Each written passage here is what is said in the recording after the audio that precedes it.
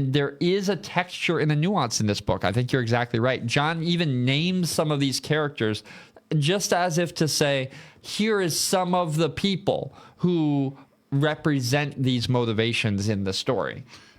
Two little things before we move on.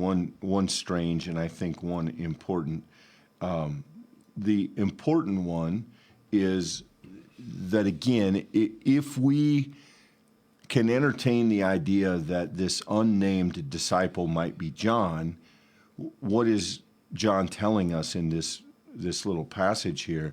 He's telling us that that disciple could go into the courtyard and could come out and be with Peter. So what does that say? Well, that says we have an eyewitness account, right? John is telling us in a very subtle way that whoever this is, likely himself, has access to what's happening inside with the priests and outside with Peter. And I think, in a very modest way that kind of affirms the way that this story is told and the information conveyed in it. And then the other thing, and I'll be honest, Michael, I don't know if I've ever noticed this. The woman who guarded the gate and speaks to Peter, that is unusual, right? On two fronts. Multiple levels. I mean, right. That there is a woman guarding the gate and that she speaks first to a man. I'm intrigued by that. I wish I had a good.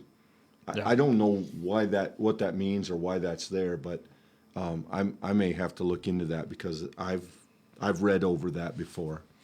I want to point out here, I think that we have a way of sort of synchronizing the gospel stories of Jesus's last days into kind of one account. Where I think we kind of bring some of the threads together and we let them lay down on top of each other to make sort of one story. I just want to call to mind for all of us here how much John has emphasized the idea of witness, the idea of proclaiming what we have seen, that Jesus Christ is the miraculous kingdom of God on earth, incarnate, and that our job is to proclaim that.